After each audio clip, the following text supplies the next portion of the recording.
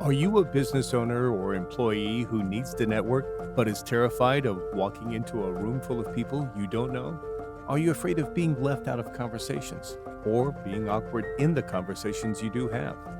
Your tour guide, Faithann, is here to walk alongside you through the networking terrain, offering tips and tricks to network with ease.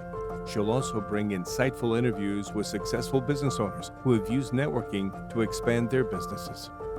Building relationships is the heart of networking, and generosity is the cruise ship that will navigate you toward those important relationships for your business or career. Grab your sunscreen and suitcase. Faith Ann is ready. Are you? Hello there, and welcome to the Networkers Tour Guide podcast. I'm glad you found the show. Networking is providing opportunities for others that they would not have except for you, so that you have standing to ask for opportunities from people when you need them. How do we create opportunities for others, and how do we ask for those same opportunities? Well, that's what this podcast is all about. It's what I'm here for. Let's dive into episode 45. Welcome, listeners, to this episode of the Networkers Tour Guide podcast. I'm so grateful that you tuned in to another episode, and I have a wonderful guest with me this morning. Her name is MacKenzie Morris. MacKenzie, thank you for saying yes to coming on the Networkers Tour Guide podcast. Thank you so much for having me. I am so excited to sit and chat with you today and get to just have a really good conversation. It is. It's always fun, and everything ties back to networking. And so MacKenzie and I first met at Mindy's 5-year celebration. So Mindy is a prior guest, so go back and listen to her. On that episode, we talked about vendor gifts, gift giving for clients, because she is the rock star when it comes to that. She's so good about that. I have gotten cookies and gift baskets. Like, that is so fitting for her. Yes. I love that. Yeah. So she was having I've been in business 5 years. And so those are very good opportunities to do two things: to support your vendors, to support them. And then secondly, those are good networking opportunities, because if you're willing to support this person at some of their celebration, then they are attracting people like themselves. So naturally, the pool, in a room like that, in a gathering like that, more than likely you're going to have also really good people, because like attracts like. And so we started talking, MacKenzie, and you did something very interesting. You said, I have a goal. Tell the listeners what you told me when it comes to your goal. Yeah, I have a goal. I'm working towards being on 50 podcasts for the year, and that is what I am working on, and that is how I ended up here. Right. So another great tip, listeners, have some goals that you talk about to people, because as soon as I heard that, a little hit of dopamine came into my brain, because I was like, oh, well, I have a podcast and we're networking. So likely she's got some fun things to say about that. And when I invite you on, I can help you meet that goal. And so it's a vicarious win for me. And so don't forget about that. Tell the people that you network with your goals, because if they can help you, then they get that sense as if they are completing that goal as well, if they can play a part in your goal setting and your goal achieving.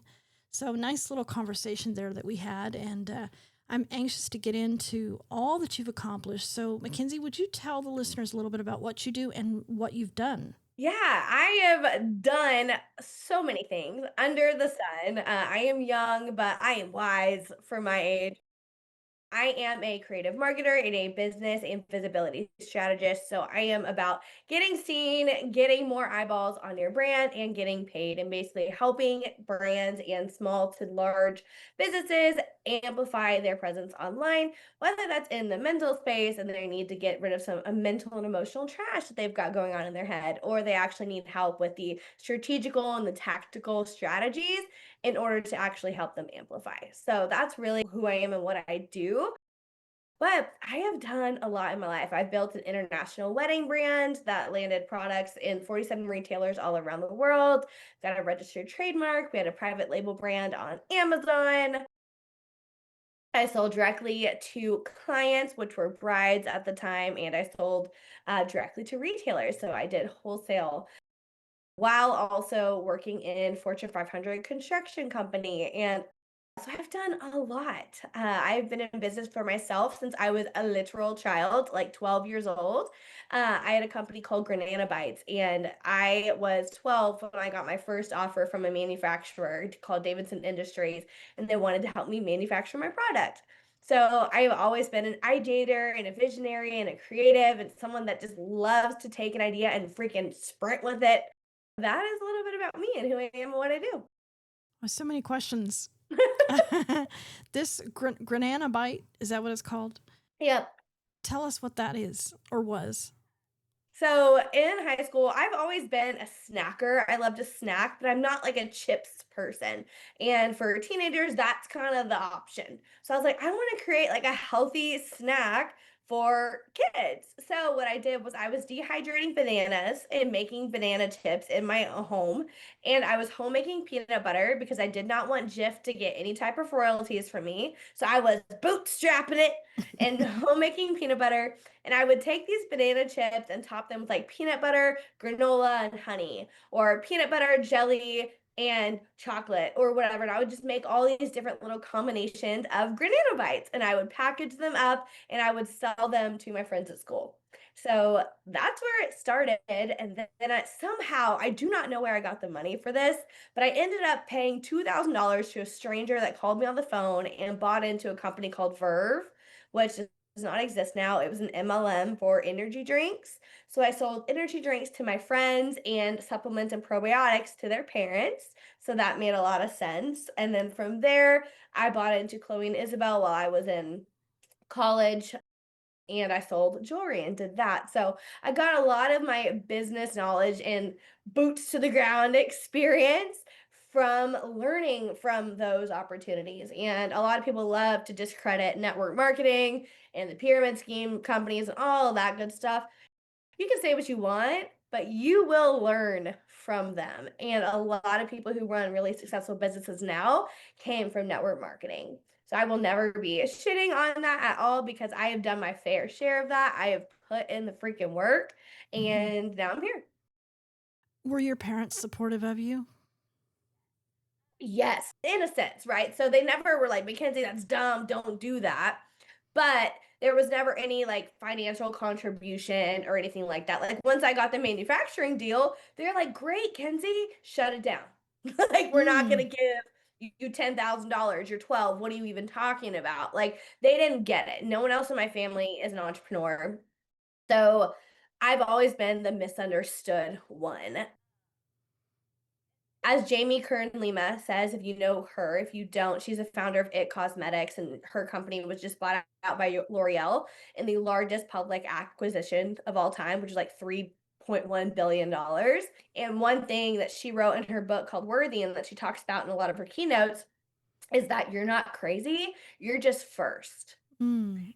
And I have never resonated more with that than anything than that statement because I am first in my family. And even to this day, my mom does not understand what it is that I do. I remember there was one time where she called me and she was like, "Oh my God, you know what you need to do?" I was in tears because I wanted to invest in this massive program and it was just so much money. And I am a sucker for personal and business development. I want to learn all of the things. I'm a forever student. And I was just in tears because I knew I did not need to do it, but I wanted to. And she's like, "Ugh, you know what you need to do? Don't worry about that. But just go and find like the tallest building in downtown, go meet the CEO, and you can just be their executive assistant. Like you would be the best executive assistant on the planet." And she was so well-meaning, but when I tell you that was the meanest thing anyone could have ever said to me, oh my goodness. In that moment, I was so misunderstood because in my mind, I said, "I wanna own the building. What are you actually talking about? I'm gonna be the executive assistant." Like, no. Right. Yes, they were supportive, but they don't get it. And I think that those who don't have maybe an entrepreneurial spirit and are not in that space, it's a completely different world. I talk about that a lot of My day-to-day life is like a freaking movie. Like, people do not understand the entrepreneur life because it is just so different. Yeah. Well, there's the dreamers, and then there's those who help the dreamers get their dream. And Mhm. you don't usually find somebody who wants to do both. They want to do one or the other.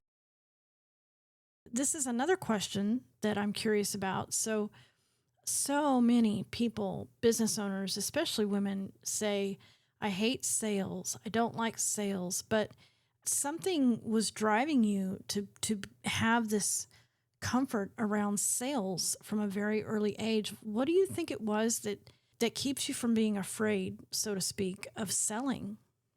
Oh, girl, that's a loaded question. I think every type of hurdle that we come across is all rooted in fear.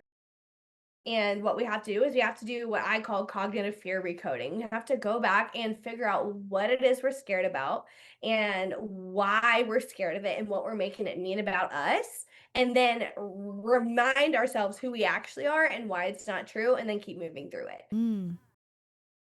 I've always been, I don't want to say a fearless person because no one is fearless. Everyone is fearful. You just have to choose how to move through it.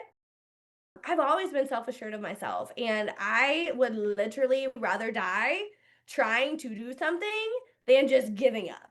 Like, the fear of what could happen if I did not try something is greater to me. So I would rather ask for an opportunity and just get told no. You can laugh in my face, you can do whatever it is, but at least I tried and I advocated for myself.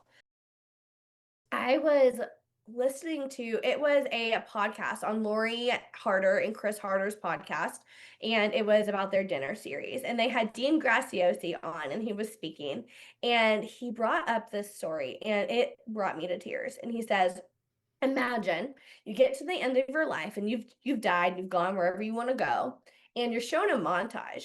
But the montage wasn't the life that you lived, but it was the life that you could have lived had you had done the things you said you wanted to do.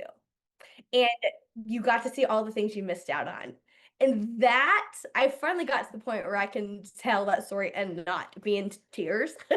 But that right there is my biggest fear, is living in some sort of regret.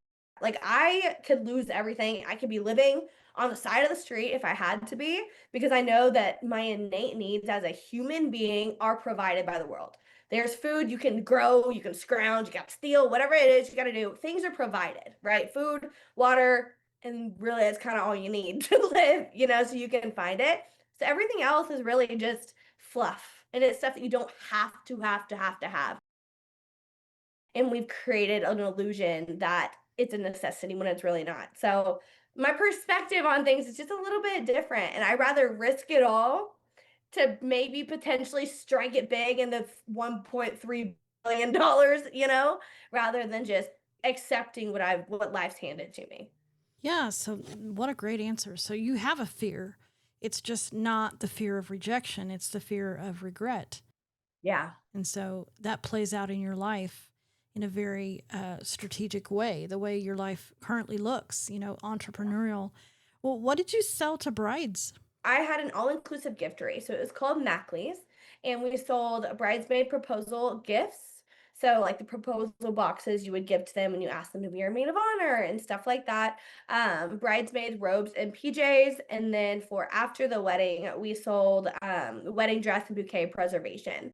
So I started out selling just t-shirts and like shot glasses to brides, and it was a bachelorette boutique because whenever I got married, just like every bride in the world, I ordered all my stuff on Etsy and it never showed up. So I ended up in my entrepreneurial haze that I live in, I blacked out for 2 weeks and made a business and learned how to make my own products and started selling them. The first ever order I sold, it was to this date one of my biggest orders ever. And I did it live. Like, the girl was on Zoom and I was making things for her while she watched me do it. It was high pressure. But she became one of my biggest referrals because she was so blown away by the customization and the one-on-one experience and all of that stuff. I had done all that, and then as I was getting new brides, they were like, "Well, do you do PJs and stuff like that. I was like, well, I don't, but I can. Give me a minute. Let me get back to you this weekend. I found a manufacturer and I found a wholesaler and I started doing that. It got to the point where in April of 2020, that was when COVID was happening. I was also pregnant with my first child. So I was working my Fortune 500 construction company at United Rentals, and I went and had my baby. And then after the 3 months, COVID was still kicking. So I could not go back to my job. I couldn't put my kid in a daycare. Like being a first time mom in a global pandemic, emotionally, I couldn't do it. So I was like, well, this is my time. We are going all in. We are going full time. This is my chance because I've got nothing else to lose. I have no other option. So what I did was I went from being just that bachelorette boutique selling the t-shirts and the shot glasses to being that all-inclusive model. So that I recovered extra revenue because I solved additional problems for the brides. So what that ended up doing for me was it took my average order value from $125, which was like 5 t-shirts, to 12 to $1,800 per order. And I didn't have to fulfill most of it. A lot of it I outsourced because I had a team and I built like almost like agency style. I had vendors and partners where I would pay their full price and then I would take a commission off the products that I was selling. So that really everything I was selling was hands off and I just got to be the face of the brand and got to catapult the sales. What a great story. And so now what you're doing is helping other business owners kind of think like you, do what you've done. Yeah, and I really helped them go beyond regular marketing in the sense of small businesses, especially and personal brands and entrepreneurs, they think we need to show up on social media, posting, posting, posting. Okay. So you're posting, but like, what is the post actually doing for you? Hi, listeners. Do you struggle when it comes time to deliver your introduction or pitch at your networking meetings? Faithann has put together the 8 tips she uses to make her introduction stand out when she networks. And now you can use them too.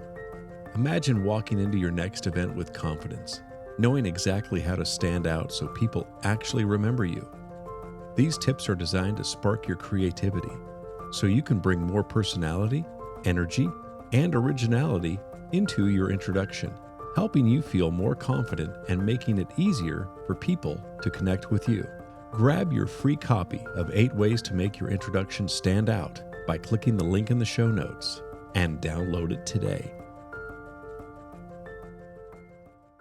Is it doing something? Do you have a lead magnet? Do you know what a lead magnet is? If so, do you have automations happening after they've opted in? Or are they just getting one email from you delivering the thing and then that's it? And they never hear from you again, right? How can we change that and put systems in place and teach you the strategies and the skills you actually have to know in order to build the bones of all of that so that even if you don't send out a bulk email to your entire email list, they're still hearing from you.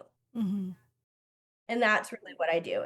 Whether that is through long form content like podcasts and how we can break it down into little things and repurpose that. It's really just the strategical thinking around content and marketing. And so, do you use networking, any in person networking to help you get clients? I do. Yeah, it's hard. I do have toddlers. I have a 5 and 3-year-old, so it's a little hard, to do networking events, especially because a lot of them are during drop off and stuff like that, so it's a little bit harder for moms, not something to talk about, but I have also showed up to networking events with them, which is also equally stressful. Though most people say they don't care and they don't mind, it's a lot of added stress and anxiety for the mom. But yes, whenever I do get out and go to in-person events, I really love it because it allows you to get deeper with people and you can share the stories of like, girl, I'm so glad I'm here. I don't get to come because I got these kids at home and da da da. And now people are relating to you. And now they have something to attach themselves to and they can become a part of your story, just like kind of how we met. Right, right. What kind of events do you prefer? Do you like ones that are very, very structured, or do you like ones that are more loose? I don't know, probably a combination of both. I really like being able to go around and hearing what people do. However, it gets a little frustrating if one person is talking like a long time and then other people aren't going to get a chance to speak. Then I'm frustrated because I'm like, take a social clue, like let's Right. pay attention, let's focus, right, and pay attention to everybody else. But I like the loose knitness that can exist sometimes because it gives you the fluidity to be able to go and have conversations with whoever it is you want. However, I have been to a few in-person and virtual groups who do like breakout sections, and they'll pair people together and basically create little mini groups, which facilitates conversations between those people. And that's really, really awesome. I think that's probably my favorite way to do it. It's like little speed dating, Yeah. but make it business. Yeah, I've tried it a couple of times, the speed networking, and I have not found yet that I enjoy it. Part of it is because my hearing's not great. So if it's a loud room, oh, all my brain's doing everything it can just to hear the person, which then takes a lot of the like nonverbal cues away from me because I'm just so trying to hear. And then even online, we did it. I felt like we're just getting started and now we have to stop, you know. But some people do really enjoy it. And then I'm just curious, how do you know how, like, if you're talking to somebody in a networking meeting, how do you know what to create curiosity around specifically for your business? Because if you're doing a lot of different things for clients, how do you know, well, this might be something they might be curious about as opposed to some other thing that I do? What really comes down to the types of questions that you ask, because all sales really is asking questions. If you really break it down, and if you're talking a lot, you're not selling, and that's uh, not great, right? So the whole idea is to get the other person to open up and to talk. So I'll ask questions about their business, get to learn what it is that they do, and ask questions about what's working. And oh my God, is that really hard? How do Mm. you get clients? How do you do, and just take it from the lens of pure curiosity and then go from there. Because then if you ask the right questions, you can start uncovering the actual problems that they're having. And then all of a sudden, oh, I have a solution for that. Girl, let me help you. Like, Hmm. let me actually help you. And it's basically like building the gap between their problem and what you have to offer. And if you can build that gap big enough, then they'll start realizing, oh my God, this is why I actually need help from this person, because I didn't realize how severe this problem actually was. Hmm. So you can kind of pick at it a little bit, but really networking is about building the connections, right? I don't go at it from the lens of, oh, I'm going to make a sale from this. Plus, it's hard to make those connections. So usually those real connections and relationships will come after in the follow up, the one-to-one call that you schedule, but most people seem to stop just at the introduction and the networking event, and then they don't send emails or schedule anything after that. So then they're like, "Oh, this doesn't work. I'm not gonna do it." Yeah, if you're not going to follow up, then you are kind of wasting your time at the meeting, because sometimes the needs are immediate, like somebody who has a plumbing leak and you're the plumber and you meet them at a networking meeting. But that's usually not the typical how things go. It takes a while, but you stay top of mind by following up. And then you can pass those referrals. You can ask other people to be listening for introductions that they might make on your behalf. And so thank you so much for coming on and talking to us about your clients. Do you have a favorite client story that you can tell us? Oh, I mean, I have so many freaking rock star clients. It's wild. One of my favorite like client transformations is she came to me, and she is such a visionary, and she is wildly successful, but she didn't have any systems put in place at all. So whenever we started working together, she had sales come in from other platforms, but the platform where we started building out all of her automation, she had only made $6,000 for the year. And in just 4 months, I think it was even less than 4 months, we got that up to $40,000 just with the automations. So that was a crazy, crazy transformation. Another one of my clients, in just 5 days, we did a whole launch with a new program that she was actually building out. It's not even a completed program. She hosted a webinar. We did lead generation and a whole webinar campaign. And in just 5 days, she not only got over 500 people to RSVP for the webinar, over 50 stayed on the call, and she did over $20,000 just on that webinar. So you can have crazy results if you know how to strategically position yourself and your content and put the systems in place. So those have been some of the most incredible transformations. That is really impressive, MacKenzie. Let me ask you this before we wrap this up. What is the one thing when it comes to webinars? What's the one thing most people miss about hosting webinars in order to create revenue, either on the call or as a lead gen? I mean, there's probably a lot and it depends on who you are. But if there's nothing that you have set up after the webinar, if they don't buy on the webinar, they're not going to be able to buy from you afterwards, right? They're going to have a lot of questions. So, what I would urge anyone to have is a follow up sequence coming up after the webinar. If you gave them something for free just for attending the webinar, you need to do some sort of integration email teaching them how to integrate the information that they did learn on the webinar, whether they buy from you or not. That's going to build goodwill. That's going to increase your trust and authority. And you're going to position yourself as someone who actually cares about them versus just them buying your product.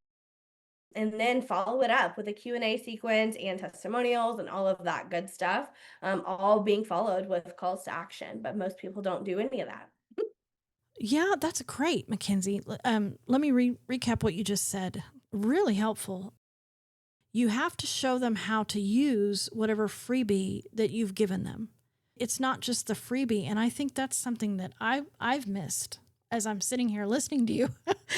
Like, I didn't thought about that. Like, because, we know our own businesses so well and we know our own skills so well that we assume, well, if I just write this PDF and send it out, they'll use it. Well, they may want to use it, but that's really interesting. So you have to send more than one email that integrates how they're going to use the information that you've given them.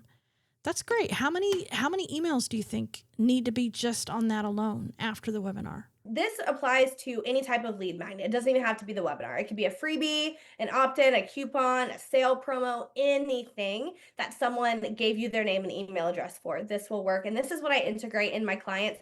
Number one, this is priority. If you do not have any emails set up, take a moment, get the notepad. I'm about to give you the entire breakdown. There are 5 emails that you want to create. You need the delivery email, which is giving them the thing that they opted in for, whether that's the opt-in, the freebie, whatever. Deliver the email. 4 hours after that, you're going to send them the about me email, the about me, about the company, get them to understand who you are, what you do, the services you provide. This is not the time to be humble, because most people that are coming to you from a cold lead that opted into an ad or that just typed a word to get the free guide, they don't know you for the most part. Do not assume people know who you are. Toot your freaking horn. Tell them how you made someone $1 million. Tell them how you did $20,000 in 5 days and how you increased revenue 30x, right? Share that stuff in this email. The third email will be that integration email that we just talked about, teaching them how to actually use the thing, right? Providing additional value, building that goodwill and authority. And then I often link the freebie in there as well, because maybe they missed the email or they didn't see it. So then click here to get it if you can't find it. So let's not build digital dust here. Okay. The fourth email will be the testimonial email. So showing testimonials from clients, all of that good stuff, the wins, all of that. Or this could also be interchanged with the offer email, which would be number 5, which is simple email showcasing how people can work with you and everything you offer. I'm MacKenzie Morris. I offer workdays, one-on-one coaching, long-term mentorship, and group programs, and podcasting and speaking, right? Those are my things. Get to know me. Click here to learn more. Book a call, whatever it is. Those are the 5 emails that I think are non-negotiable. And then from there, that's your basic funnel. By the way, I teach this in a group Sexy Fucking Funnels mastermind class where we teach people how to build their lead magnets, create all 5 of these emails. And then from there, just put emails at the very end of the funnel. The last thing you want them to do is be falling out. Okay. Very, very helpful information. That's great. Thank you very much. It's tactical. It was a lot, but I know that will help some people. Yeah, it will. Well, MacKenzie, I always ask guests 2 questions at the end of our time together. The first question is, what do you like to see when you network? I think my favorite part about networking is the community and the collaborations that come with it because people attach to people and those who have similar values and missions will always come together. Like you said at the very beginning, like attracts like. So then it becomes the power of numbers because not only do you have your own innate magic and power that you're bringing to your brand or your company, but now other people are attaching to it and they're going to help you reach those goals and you get to go for it together through like Powerpuff Girl power, and really amplify everything that you're doing. And that's where friendships are made and that's where collaborations are made. And without networking, especially in today's world, that is how people make friends. Like if you don't make friends, go find a networking group, even if you're not looking for business, which you always are, right? But that is a way to find really incredible people that can turn out to be long-term business partners. That's how I met all of my business partners. That's a great answer. Thank you. Yeah, it's so much fun having friends that also you can trust to refer to your other friends and family when they need problem solved.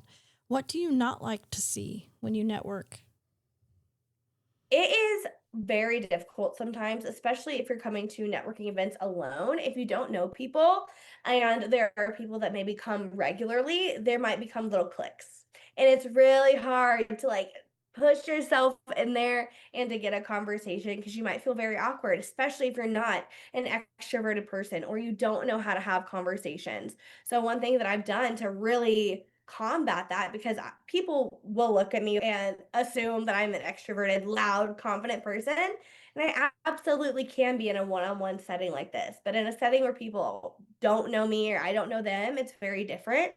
But you can be strategic here and wear something fun. So, one, people automatically come up to me and say, "Oh my God, I love your hair." Perfect. That starts the conversation. Or I'll wear a hot pink blazer, or I will have fully rhinestoned boots that I wear, and people will come and comment on my shoes. And those are really great ways to open up a conversation for other people to come and speak to you. That's a great tip. Yeah.